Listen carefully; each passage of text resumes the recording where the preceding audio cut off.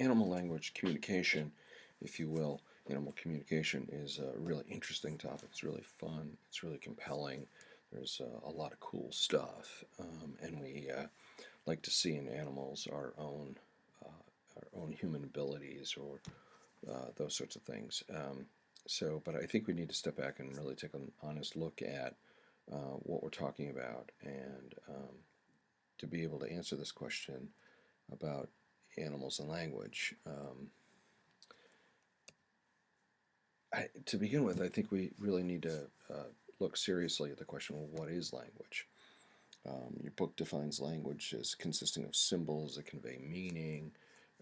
Most textbooks have some sort of definition like that, but I think they're all limited. They all leave some essential features or essential elements out of things. I'm not sure that a computer programming language um, has phonemes and morphemes that are constructed into words and phrases and sentences. I don't know that music works that way either, but that's kind of like a language. And American Sign Language doesn't have any sounds in it yet. So I think we tend to focus on things like speech, and we necessarily leave some things out. Um, which raises this additional question of what is animal language if we can't really define human language or language to start with. Animal language is even more difficult, but that doesn't mean that animals don't make noises and communicate with each other to to do things. For example, there's a wealth of research and studies on bird song. Um, Meaning the songs that birds sing in particular ways. And even parrots imitating sounds. There are all sorts of really neat things out there. It turns out that ravens and crows can even imitate speech like a parrot can. Pollywanna cracker sort of stuff. Actually, there are a number of a number of birds in the corvid, I think, genus, which includes ravens and crows and jays and other. They can imitate sounds. There's even evidence that some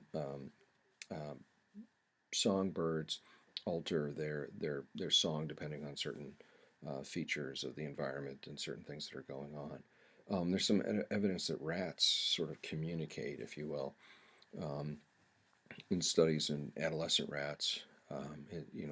Little juvenile guys that are about 2 months old or so. Um, they actually make noises in a range that's inaudible to human beings. When we were talking about sensation and perception, I don't know if you remember that there are limits to our hearing. We only hear to about 10,000 hertz or so, and rats make noises up to 50,000 hertz. So these are noises that we can't hear, that are inaudible to us. We can detect them with machines, with meters called ultrasonic vocalization detectors. Ultrasonic detectors can pick up these noises, and it turns out that rats, when they're playing, make noises in the 20 to 25,000 hertz range.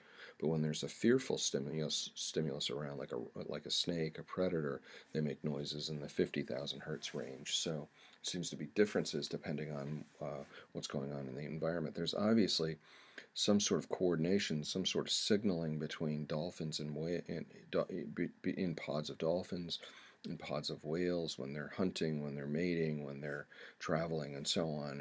And even in bees, they're dancing and wiggling and in various ways to alter the behavior of other bees. And we even have run into situations where it looks like primates in the wild and in captivity make noises and chirps and sounds to communicate predators, to communicate safety, those sorts of things. And the most dramatic example of that is Kanzi, who you guys read about. And, there's also a really dramatic example of a parrot named Alex. Alex was an African gray parrot that belonged to a woman named Irene Pepperberg. Um, and the things that they did, and the videos that we have of these communicative activities of these animals is pretty interesting. However, I want to raise an issue, and that is what we now call the Clever Hans effect. Now, Clever Hans was a horse And we were told that, or people were told, I lived in the early 1900s in Germany, and we were led to believe, people were led to believe that he could perform all sorts of things. He could do some arithmetic, he could read, he could tell time, and he did this by stomping his hoof. He would stomp his hoof. So if he was asked, what 6 plus 4 is, he'd stomp his hoof 10 times. And this is a picture of Clever Hans and his handler, his owner, um, and he could do all sorts of things, and he attracted all sorts of. Um, he's a popular attraction at carnivals and the fairs, and people would come and see him and see this horse that was really clever, that was really smart. But when tested by others, it was determined that Clever Hans would only get the questions that he was asked correct if uh, two conditions were met, and that is, one, the questioner knew the answer, and two, Hans could see the questioner. In one case, when that condition was met, if Hans could see his owner, his handler, and the handler, the owner, knew the answer to the question, Hans got 89% of the questions correct. But when he couldn't see the handler, or the handler didn't know the answer to the question, he only got 6% correct. So the questioner, the handler, Hans's owner that is, was providing subtle cues to Hans. He would lean in. There would be very small changes to his facial expressions, to his posture, and so on. And actually, horses have to detect subtle changes in posture as you're riding them. If you lift up one leg versus the other, that communicates certain things to the horse. So this wasn't out of the ordinary.